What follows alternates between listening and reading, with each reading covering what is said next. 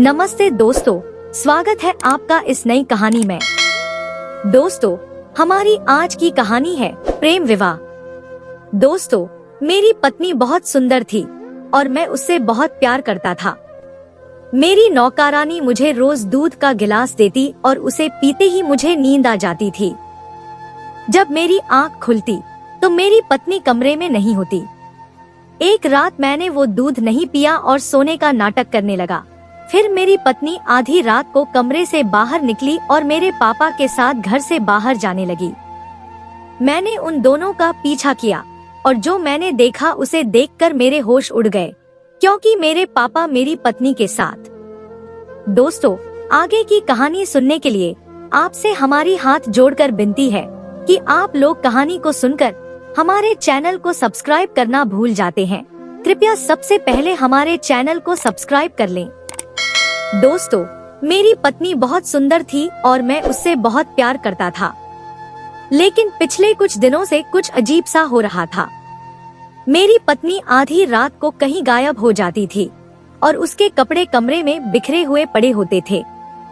जब मैं उससे पूछता तो वह कहती कि उसे कुछ याद नहीं है, या फिर कहती कि मुझे वहम हो रहा है। फिर एक रात मैंने उसकी जासूसी करने की ठानी। उस रात जो मैंने देखा उसने मेरे होश उड़ा दिए। मेरी पत्नी मेरे पिता के साथ। यह देखकर मेरा दिल टूट गया। लाख कोशिशों के बाद भी मैं उसे भूल नहीं पा रहा था। जो कुछ मेरे साथ हुआ था वह मेरी आंखों के सामने बार बार घूम रहा था। उस घटना को सोचते ही मेरा दम घुटने लगता था। मैंने कभी सपने में भी नहीं सोचा था कि मेरी जिंदगी में ऐसा कुछ होगा। वह रात मेरी सारी खुशियां छीन कर ले गई थी। मैं इस दर्द और तड़प के साथ अपनी जिंदगी नहीं बिता सकता था। मैंने फैसला कर लिया था कि मुझे इस धोखे का बदला लेना है। इंसान गुस्से और बदले की आग में किसी भी हद तक जा सकता है। मेरी भी हालत कुछ ऐसी ही थी। बिना किसी बात की परवाह किए मैंने अपना मन बना लिया। और फिर रात के अंधेरे में जब सारे लोग अपने घरों में चैन की नींद सो रहे थे, मैं बेचैन था। मुझे एक पल के लिए भी सुकून नहीं मिल रहा था। अपने इस दर्द से छुटकारा पाने और न्याय पाने के लिए मैंने उन लोगों को सजा देने का फैसला किया जिन्होंने मेरा चैन बर्बाद किया था। रात के अंधेरे में बिना किसी को बताए मैं अपने मिशन पर निकल पड़ा था। अगर कोई जान जाता तो वह मुझे रोकने की कोशिश करता, लेकिन अब मुझे किसी की परवाह नहीं थी। जो धोखा मुझे मिला था उसने मेरी आंखें खोल दी थी। अब मेरे लिए कुछ भी मायने नहीं रखता था। मैं जिस गुस्से और दुहक के साथ घर से निकला और उस जगह पहुंचा, वहां जाकर जो मैंने देखा वह अविश्वसनीय था। जिंदगी मुझे एक बार फिर नए मोड़ पर ले आई थी। मेरे ऊपर फिर से हैरानी के पहाड़ टूट पड़े, क्योंकि उस जगह पर तो मेरे पिता और पत्नी। मेरा नाम अजय है। मैं अपने माता पिता का इकलौता बेटा हूँ, जिससे उन्हें बेहद प्यार था। मेरे माता पिता एक दूसरे से बहुत प्यार करते थे और शादी के बाद तो उनका प्यार और गहरा हो गया था। जब मैं उनकी जिंदगी में आया तो उनकी खुशी का ठिकाना नहीं था। लेकिन मेरे पिता के परिवार वाले इस शादी से ज्यादा खुश नहीं थे।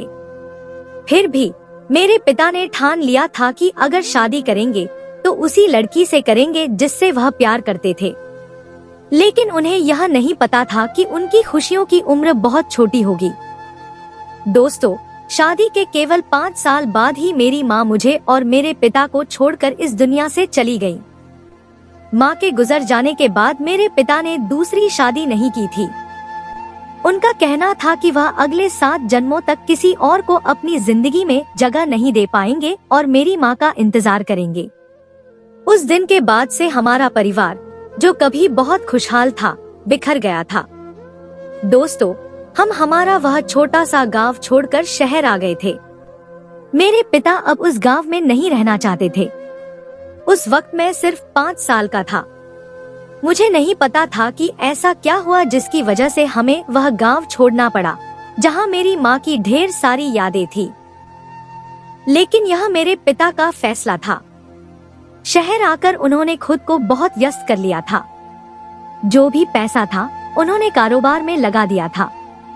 इस कारोबार में दिन ब दिन उन्हें खूब तरक्की मिली थी। अब 20 साल बाद हमारा नाम शहर के बड़े अमीरों में शुमार होने लगा था।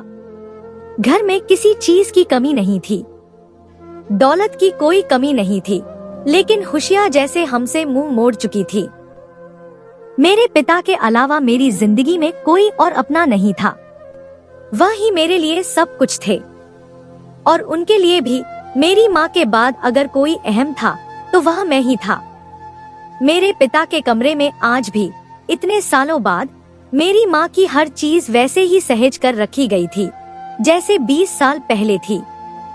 उनके कमरे में मेरी माँ की बहुत सारी तस्वीरें थी। मेरी माँ देखने में बेहद खूबसूरत थी, इसमें कोई शक नहीं था। शायद यही वजह थी कि मेरे पिता ने उनके जाने के बाद उनका स्थान किसी और औरत को नहीं दिया था। वह उनसे इतना प्यार करते थे कि उनकी तस्वीरों से बातें करते थे और अपना सारा समय अपने कमरे में बिताते थे।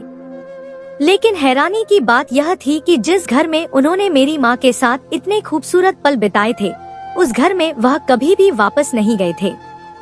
जब से हम वह घर छोड़कर शहर आए थे, उन्होंने एक बार भी उस घर की तरफ पलटकर नहीं देखा था। वहाँ जाने की बात पर मेरे पिता हमेशा चुप हो जाते थे।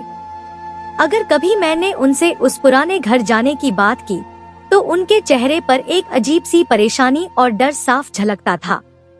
यह डर किस चीज का था, यह बात मैं कभी समझ नहीं पाया। जब भी मैं अपनी माँ की आत्मा की शांति के लिए घर में पूजा रखने की बात करता, तो मेरे पिता उसमें भी शामिल नहीं होते थे। यहाँ तक कि वह कभी उनकी आत्मा की शांति के लिए मंदिर भी नहीं गए थे। आखिर ऐसा क्यों था? इतने बड़े घर में, जो किसी महल से कम नहीं था, वहाँ पूजा के लिए एक मंदिर तक मौजूद नहीं था। जब मैंने अपने पिता से यह सवाल किया, तो वह यही कहकर मुझे टाल देते थे कि घर में कोई औरत नहीं है जो मंदिर की देखभाल कर सके और उसे आबाद रख सके। इस वजह से उन्होंने घर में मंदिर नहीं बनवाया, क्योंकि उनका मानना था कि ऐसा मंदिर खाली और उजाड़ रहेगा और उसकी देखभाल न होना गलत बात होगी। उनकी बात सुनकर मैं चुप हो जाता था, लेकिन यह सवाल मुझे अक्सर परेशान करता था। घर में काम करने वाले नौकर तो थे जो बाकी घर की साफ सफाई और देखभाल करते थे, तो फिर वह मंदिर की देखभाल क्यों नहीं कर सकते थे? मगर उस वक्त मैंने इन बातों पर ज्यादा ध्यान नहीं दिया था। हर महीने मैं शहर के सबसे बड़े मंदिर में जाकर अपनी माँ के लिए पूजा करवाता था। वहाँ मैं अनाथ बच्चों को खाना खिलाता और उनके बीच चीजें बांटता। दोस्तों, मेरी माँ भी हर महीने मंदिर जाया करती थी, पूजा करती थी और इसी तरह अनाथ बच्चों की मदद करती थी। अगर आज वह हमारे साथ होती, तो उस मकान को भी घर बना देती, जिसमें मैं और मेरे पिता सिर्फ वक्त गुजार रहे थे। मैं बचपन से ही अपने काम से काम रखने वाला इंसान था। मैंने कभी लड़कियों में दिलचस्पी नहीं ली, लेकिन हर महीने जब भी मैं उस मंदिर में जाता था, एक लड़की मुझे हर बार वहाँ दिखाई देती थी। जिस प्यार और लगन से वह मंदिर में काम करती थी, उसकी साफ सफाई करती थी, वह देखकर मुझे बहुत खुशी होती थी। जाने क्यों उस लड़की को देखकर मुझे ऐसा लगता था कि मेरी माँ भी अपनी जवानी में बिल्कुल ऐसी ही होंगी।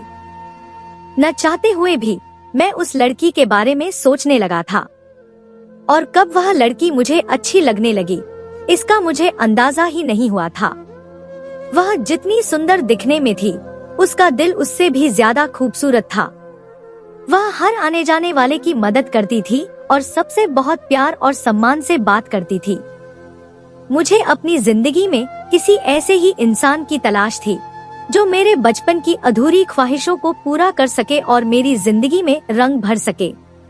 धीरे धीरे मेरी उससे बात होने लगी और मुझे उसका साथ अच्छा लगने लगा।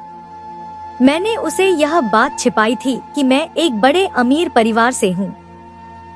मैंने उसे यही बताया था कि मैं भी उसकी तरह एक आम इंसान हूँ, क्योंकि मैं यह देखना चाहता था कि एक आम इंसान समझकर वह मेरे साथ कैसा व्यवहार करती है। लेकिन उसने साबित कर दिया कि वह वाकई एक बड़े और अच्छे दिल की मालिक है। मैंने फैसला कर लिया था कि अगर मैं शादी करूंगा तो उसी लड़की से करूंगा। वैसे भी मेरे पिता ने अब तक मेरा रिश्ता कहीं भी तय नहीं किया था। मेरे लिए बड़े बड़े घरों से कई रिश्ते आए थे, लेकिन मेरे पिता हर बार यही कहकर मना कर देते थे कि अभी उनका ऐसा कोई इरादा नहीं है। यह बात मेरे लिए बहुत अच्छी थी, क्योंकि मेरे पिता ने मेरे लिए कोई लड़की नहीं सोची थी। इसलिए जिस लड़की को मैंने पसंद किया था, मुझे यकीन था कि मेरे पिता मेरी पसंद को स्वीकार कर लेंगे और इस रिश्ते के लिए हाँ कह देंगे। लेकिन उससे पहले अनीता की रजामंदी जानना बहुत जरूरी था। अनीता उसी लड़की का नाम था जिससे मुझे प्यार हो गया था, और अब वह भी मुझे वक्त देने लगी थी। मुझे ऐसा लगता था कि जैसे उसे भी मुझसे प्यार हो गया है। और फिर एक दिन मैंने उसे अपनी सच्चाई बता दी। मैंने उससे उसकी रजमंदी पूछी। पहले तो वह मुझसे इस बात पर थोड़ी सी नाराज हुई कि मैंने इतनी बड़ी बात उससे छिपाई, लेकिन मेरे मनाने पर वह जल्दी मान गई। उसने भी अपनी मोहब्बत का इजहार किया और मेरा साथ देने का वादा किया। वह दिन मेरी जिंदगी का सबसे खूबसूरत दिन था। दोस्तों, मैंने पहली बार किसी से प्यार किया था और बदले में वह लड़की भी मुझसे प्यार करती थी और मुझसे शादी करने के लिए तैयार थी। इससे बड़ी खुशी की बात और क्या हो सकती थी कि जिसे आप चाहें वह भी आपको चाहे। मुझे यकीन था कि मैं अनीता को अपनी जिंदगी में जल्दी शामिल कर लूंगा, क्योंकि मेरे पिता इस रिश्ते पर कोई आपत्ति नहीं करेंगे। उन्होंने बचपन से मेरी हर ख्वाहिश को पूरा किया था, और यह तो मेरी जिंदगी की सबसे बड़ी ख्वाहिश थी। अनीता ने एक अनाथ आश्रम में परवरिश पाई थी। अनीता के माता पिता का उसके बचपन में ही निधन हो गया था। इसी कारण उसका इस दुनिया में कोई सहारा नहीं था। लेकिन मैंने उससे वादा किया था कि आज के बाद उसे कभी किसी चीज की कमी महसूस नहीं होगी। मैं उसे हर वो रिश्ता दूंगा जिससे वह बचपन से वंचित रही थी। अब मुझे जल्द ही अपने पिता से इस बारे में बात करनी थी, ताकि मेरी और अनीता की शादी जल्दी हो सके और वह रुखसत होकर मेरे घर आ जाए। अगले दिन जैसे ही मैंने अपने पिता से अनीता का जिक्र किया, वह मेरे मुंह से किसी लड़की का नाम सुनकर हैरान रह गए। मैंने उन्हें अपने और अनीता के बारे में सब कुछ बता दिया था। पहले तो वह बहुत चुपचाप सुनते रहे, लेकिन उसके बाद जो जवाब उन्होंने दिया वह मेरी उम्मीद के बिल्कुल खिलाफ था। उन्होंने इस रिश्ते के लिए साफ मना कर दिया था। उनका कहना था कि मैं उनका इकलौता बेटा हूँ, उनकी सारी संपत्ति का वारिस हूँ। ऐसे में मेरी शादी किसी अनाथ लड़की से कैसे हो सकती है। उन्होंने कहा कि लड़की भी मेरे बराबर की होनी चाहिए। उन्होंने साफ शब्दों में कह दिया कि मैं अनीता को भूल जाऊं, क्योंकि मेरी उससे शादी कभी नहीं हो सकती। अपने पिता का यह जवाब सुनकर मैं पत्थर बनकर रह गया। वह ऐसे कैसे मना कर सकते थे, जब मुझे इस बात से कोई फर्क नहीं पड़ता था कि अनीता कहां से आई है, तो उन्हें इस बात से इतना फर्क क्यों पड़ रहा था। मैं तो अनीता से वादा कर चुका था कि मैं पूरी जिंदगी उसका साथ निभाऊंगा। अब मैं उसे जाकर यह कैसे बताता कि मेरे पिता ने इस रिश्ते के लिए मना कर दिया है। उसे छोड़ने का तो सवाल ही पैदा नहीं होता था। वह लड़की कुछ ही समय में मेरी जिंदगी बन चुकी थी और मैं उसके बिना अपने आप को अधूरा महसूस करता था। मैंने अपने पिता को समझाने की बहुत कोशिश की कि वह एक बार अनीता से मिल ले। वह बहुत अच्छी लड़की है और उन्हें भी पसंद आएगी, लेकिन वह तो इस बात के लिए तैयार ही नहीं थे। उन्होंने साफ शब्दों में कह दिया कि मुझे अनीता और उनमें से किसी एक को चुनना होगा।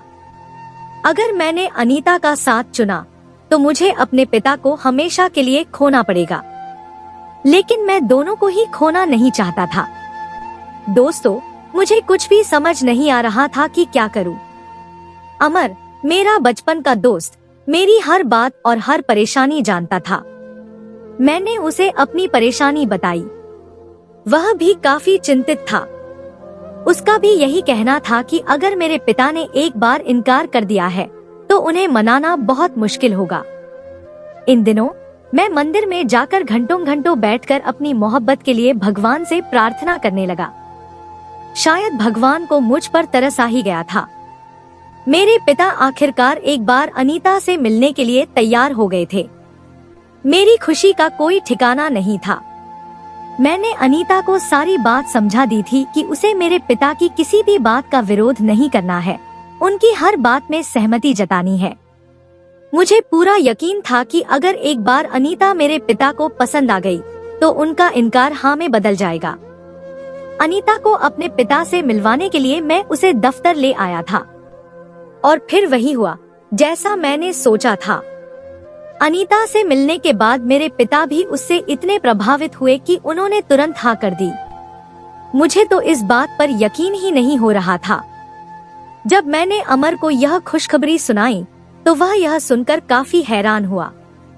उसने पूछा कि आखिर अनीता और मेरे पिता के बीच ऐसी कौन सी बात हुई थी जिसने मेरे पिता का मन बदल दिया।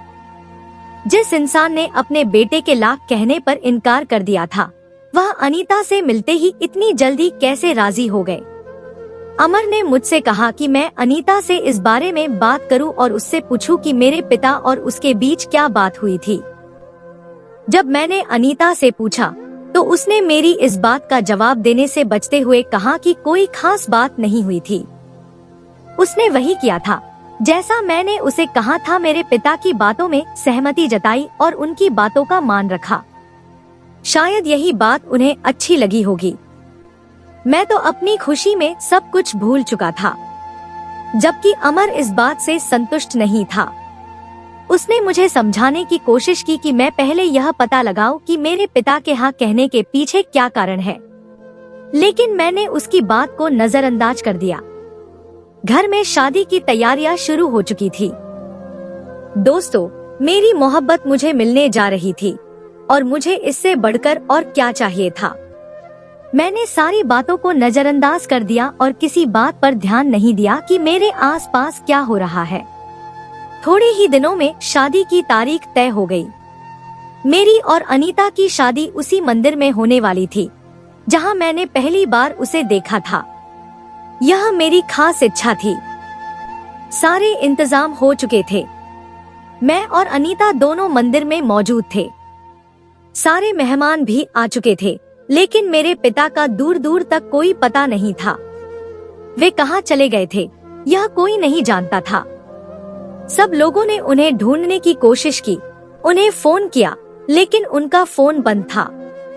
पंडित जी का कहना था कि शादी का मुहूर्त निकलता जा रहा है और ऐसे में ज्यादा इंतजार नहीं किया जा सकता। सबके कहने पर शादी की रस्में शुरू हो गई थी, क्योंकि अगर अब शादी नहीं होती तो फिर अगले 5 महीनों तक कोई तारीख नहीं थी।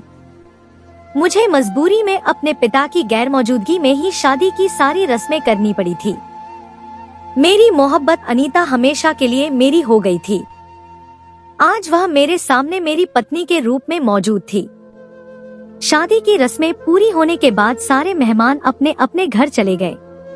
मैं भी अपनी पत्नी को लेकर जब घर वापस आया तो सब ने बहुत अच्छे से हमारा स्वागत किया, लेकिन मेरे पिता घर में मौजूद थे। उन्हें घर में देखकर मैं हैरान रह गया। उन्होंने अपने इकलौते बेटे की शादी में हिस्सा नहीं लिया था। आखिर ऐसा क्यों किया? क्या वे अभी तक इस शादी से खुश नहीं थे? जब मैंने उनसे पूछा तो उन्होंने कहा कि उनकी तबीयत कुछ खराब हो गई थी, इसलिए वे शादी में नहीं आ सके। इसी वजह से वे घर आ गए थे। उन्होंने मुझे और मेरी पत्नी को ढेरों दुआएं दी थी और फिर हम दोनों अपने कमरे में आ गए थे। आज की रात मेरे लिए बहुत खास थी। वो लड़की जिससे कल तक मैं सिर्फ मोहब्बत करता था, आज मेरी पत्नी बनकर मेरे कमरे में मौजूद थी। वो जितनी खूबसूरत लग रही थी, मैं खुद को उसके करीब जाने से रोक नहीं पा रहा था। थोड़ी ही देर बाद दरवाजे पर दस्तक हुई और एक नौकरानी दूध के गिलास लेकर आई। वह गिलास देकर चली गई। मैंने जल्दी से गिलास उठाया और दूध पी लिया, क्योंकि मैं अपना एक भी कीमती पल बर्बाद नहीं करना चाहता था। लेकिन जैसे ही मैं अपनी पत्नी के करीब जाने लगा, अचानक मेरा सिर भारी होने लगा और उसके बाद मुझे कुछ समझ नहीं आया। जब सुबह मेरी आंख खुली तो मेरी पत्नी कमरे में नहीं थी। मैं उठकर नीचे गया तो देखा कि वह मेरे पिता के साथ नाश्ते की टेबल पर बैठी हुई थी। मुझे अब तक यह समझ नहीं आ रहा था कि रात को मेरे साथ अचानक ऐसा क्या हुआ था। कमरे में जाकर जब मैंने अपनी पत्नी से इस बारे में पूछा तो उसने कहा कि उसे भी समझ नहीं आया कि मुझे क्या हुआ था। वह कहने लगी कि मैं अचानक बिस्तर पर लेटकर सो गया था और उसने मुझे जगाना ठीक नहीं समझा था। मुझे लगा कि शायद शादी के हंगामे और थकान के कारण मेरी नींद ऐसी हो गई होगी, इसलिए मैंने इस बात को नजरअंदाज कर दिया। लेकिन अगली रात फिर वही हुआ। दोस्तों, जैसे ही मैं अपनी पत्नी के करीब जाने लगा, अचानक मेरी आंखें बंद हो गईं और मैं गहरी नींद में चला गया और उसके बाद मुझे कुछ याद नहीं था। जब से शादी हुई थी तब से यही हो रहा था।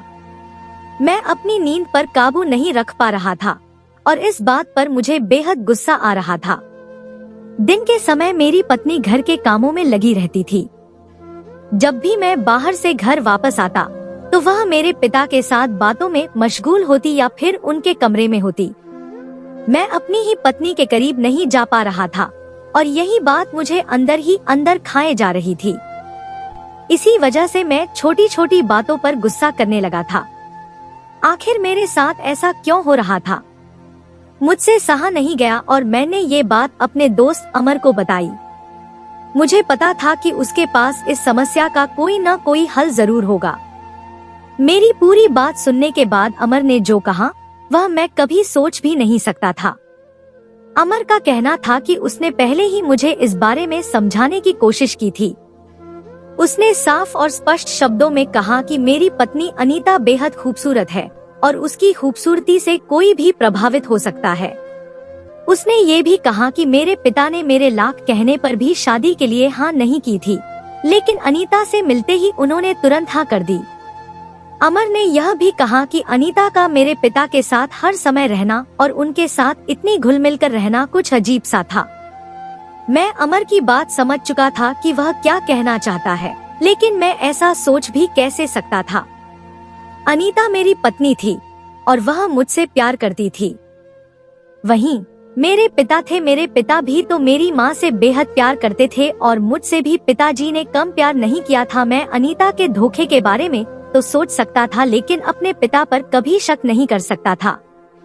मेरे पिता ने मेरी माँ से इतना प्यार था कि उनके जाने के बाद इतने सालों तक उन्होंने किसी और को अपनी जिंदगी में जगह नहीं दी, फिर वो अपने ही बेटी की पत्नी के साथ ऐसा कैसे कर सकते थे?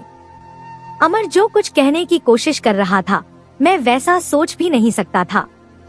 और फिर उसी बात को वजह बनाकर मैंने अपने इतने दिनों का गुस्सा और सारा आक्रोश अपने सबसे प्यारे दोस्त अमर पर निकाल दिया था। मैंने उससे कहा कि उसकी हिम्मत कैसे हुई मेरी पत्नी और मेरे पिता के बारे में ऐसा सोचने की। मैंने उसे मारना शुरू कर दिया था, जबकि वह लगातार अपना बचाव कर रहा था। उस दिन मेरा अमर के साथ अच्छा खासा झगड़ा हो गया था। मैं गुस्से में घर लौट आया, लेकिन उसकी बातें बार बार मेरे दिमाग में घूम रही थी। दोस्तों, मैं न चाहते हुए भी इस बारे में सोचने लगा था और फिर मैंने तय कर लिया कि मुझे अब क्या करना है। मुझे घर में हर चीज बहुत बुरी लग रही थी। दिल चाह रहा था हर चीज को तहस नहस कर दूं, लेकिन मैंने ठान लिया था कि जो भी कहानी है, जो भी राज है, मैं उसे जानकर रहूंगा और बहुत जल्दी उसकी तह तक पहुंच जाऊंगा कि ये सब के पीछे असल वजह क्या थी। फिर उस दिन के बाद से मैंने अपनी नजरें रखनी शुरू कर दी। अब जो नौकरानी दूध देती थी, मेरी पत्नी मुझे वह दूध पीने पर मजबूर करती थी। मैं समझ चुका था कि उस दूध में कुछ तो ऐसा था जिसकी वजह से मुझे नींद आ जाती थी। मैं अपनी पत्नी से बचा-बचाकर वह दूध बाहर फेंक देता और खाली गिलास वहीं रख देता। मेरी पत्नी को यही लगता था कि मैंने वह दूध पी लिया है और मैं चुपचाप बिस्तर पर लेट जाता था। मेरी पत्नी यही समझती थी कि दूध पीने की वजह से मैं सो गया हूँ। और फिर जैसे ही आधी रात गुजरती, मेरी पत्नी कमरे से गायब हो जाती और पूरे कमरे में मुझे कहीं नहीं दिखाई देती। जो कपड़े उसने पहने होते वह भी कमरे में फेंके होते। कुछ दिनों तक तो मैं यह सब देखता रहा और सहता रहा, लेकिन फिर आखिरकार मेरी सहनशक्ति खत्म हो गई और मैंने अपनी पत्नी से इस बारे में पूछा। मेरे पूछने पर वह हैरान रह गई। मैंने उससे कहा, मुझे सच सच बताओ कि रात को तुम कहाँ होती हो और यह सब जो शादी के बाद हो रहा है, यह सब क्यों हो रहा है? मेरी बात सुनकर मेरी पत्नी बुरी तरह घबरा गई थी और मुझसे झूठ बोल रही थी। वह यही कहती कि उसे कुछ याद नहीं है, या फिर यह कह देती कि तुम्हें धोखा हुआ है, भ्रम हुआ है, ऐसा कुछ नहीं है। मेरी पत्नी उल्टा मुझे यह कहती थी कि जब से शादी हुई है मुझे पता नहीं क्या हो गया है। कभी मैं उल्टी सीधी बातें करने लगता हूँ, कभी अचानक सो जाता हूँ और कभी छोटी छोटी बातों पर गुस्सा करने लगता हूँ। वह यह मानने के लिए तैयार नहीं थी कि वह रात को कमरे में नहीं होती, बल्कि मेरी आंखों देखी पर भी उसने मुझे झूठा साबित कर दिया था, यह कहते हुए कि ऐसा कुछ होता ही नहीं है, वह तो उसी कमरे में होती है। मुझे याद था कि शादी से पहले मैं हमेशा कहता था कि मैं उससे बहुत प्यार करता हूँ, तो क्या यही मेरी मोहब्बत है? जब से शादी हुई है एक बार भी मैंने उसे अपनी मोहब्बत का एहसास नहीं दिलाया। हर रात बेख पर नींद सो जाता था और सुबह उठकर उसे आरोपित करता था। अब मैं समझ चुका था कि मेरी पत्नी झूठ बोल रही है, वह अपनी गलती छुपाने के लिए सब कुछ कह रही है। और अब मैंने भी तय कर लिया था कि उसे रंगे हाथ पकड़ूंगा ताकि उसके पास कोई बहाना न रहे। अब मैं इस बारे में सोचने लगा था कि कहीं सच में अमर जो कहता था वह सही तो नहीं था, कहीं मेरे ही घर में मुझे धोखा तो नहीं दिया जा रहा था। मुझे अनीता से यह उम्मीद नहीं थी और साथ ही अपने पिता से भी। और फिर उस दिन के बाद से मैंने अपनी पत्नी की जासूसी करनी शुरू कर दी। दोस्तों, अगली रात जैसे ही आधी रात को वह कमरे से बाहर गई, मैं उसके पीछे गया और यह देखकर मेरे होश उड़ गए कि मेरी पत्नी आधी रात को मेरे पिता के साथ घर से बाहर जाती है। इसका मतलब था कि अमर बिल्कुल सही कहता था, मेरे अपने ही पिता और मेरी पत्नी ने मुझे धोखा दिया था। मेरे पिता भी उस लड़की की सुंदरता के आगे सब कुछ भूल गए थे, यह तक भूल गए थे कि वह उनके बेटे की पत्नी है और मेरी पत्नी ने मुझे अपनी प्रेमिका नहीं बल्कि केवल पैसे के लिए चुना था। उसने पैसे के लालच में मेरे पिता को अपने जाल में फंसा लिया था और अब मुझे सारी कहानी समझ में आ गई थी। वह नहीं चाहती थी कि मैं उसके करीब आऊं, इसलिए रोज रात को मेरे दूध में कुछ मिलाकर मुझे गहरी नींद में सुला देती थी और फिर वह मेरी नींद का फायदा उठाकर कमरे से बाहर निकल जाती थी और मेरे पिता के साथ घर से बाहर चली जाती थी। वह दोनों कहाँ रात बिताते थे मैं इस बारे में नहीं जानता था। मैं अपने कमरे में वापस आ गया और तब से मैं यही सोच रहा था। यह सोच ही मेरे दिमाग को बुरी तरह उलझा रही थी कि जिस लड़की से मैंने बेइंतहा प्यार किया था, उसे अपनी जिंदगी में शामिल किया था, उसने पैसे के लिए मेरी मोहब्बत का मजाक उड़ाया और मेरे ही पिता के साथ मिलकर मुझे धोखा दिया। अब मुझे सच्चाई का पता चल चुका था और मैं इतनी आसानी से चुप रहने वाला नहीं था। मैंने तय कर लिया था कि मुझे क्या करना है। आज मेरा हर रिश्ते से विश्वास उठ चुका था। मैंने ठान लिया था कि मैं उन सभी को सजा दूंगा जिन्होंने मेरी मोहब्बत का फायदा उठाया और मुझे इस हालात में पहुंचा दिया जहां मुझे अपनी ही मौजूदगी पर शर्मिंदगी महसूस हो रही थी। क्या मेरी मोहब्बत में कोई कमी रह गई थी? मुझ में क्या कमी थी कि मेरी पत्नी को मुझे छोड़कर मेरे पिता के पास जाना पड़ा था? ऐसी औरत को मैं अपनी जिंदगी में और अपने घर में एक पल के लिए भी नहीं सह सकता था। अब समय आ चुका था कि मैं हर रात से पर्दा उठाऊं। वह मुझे शादी के पहले दिन से बेवकूफ बना रही थी, लेकिन अब उसका खेल खत्म हो चुका था। आज मैं उसे रंगे हाथ पकड़कर हमेशा के लिए उसका खेल खत्म करने वाला था। यही सोचकर मैंने अपना सामान उठाया और घर से बाहर निकल पड़ा। आधी रात को जब सभी लोग अपने घरों में आराम से सो रहे थे, मुझे एक पल भी शांति नहीं मिल रही थी। यह सोच कर मेरा दिमाग और उलझ रहा था कि शादी की पहली रात से ही वह मुझे धोखा दे रही थी और हर रात मेरे पिता के साथ बाहर जाकर रात बिताती थी। यह बात मेरे लिए बर्दाश्त के बाहर थी। मैंने पक्का इरादा कर लिया था कि मैं उस बेवफा लड़की को जान से मार दूंगा। मैं अपने घर से बाहर निकला और मैंने उन दोनों का पीछा करना शुरू कर दिया। अमर बिल्कुल सही कहता था। मुझे उसी समय यह सोचना चाहिए था कि मेरे पिता ने अनीता को देखकर इस शादी के लिए हाँ क्यों कर दी थी, जबकि मेरे लाख कहने पर भी वह राजी नहीं हो रहे थे। इसका मतलब यह था कि अनीता को पहली बार देखकर वे उसकी खूबसूरती से प्रभावित हो गए थे और उन्होंने यही सोचा था कि वह उसे मेरी पत्नी बनाकर घर ले आएंगे और फिर उनका सपना पूरा हो जाएगा। मैं सोच भी नहीं सकता था कि मेरे पिता इस हद तक जा सकते हैं। दोस्तों, वे दोनों जिस गाड़ी में थे, मैंने उसका पीछा करना शुरू कर दिया।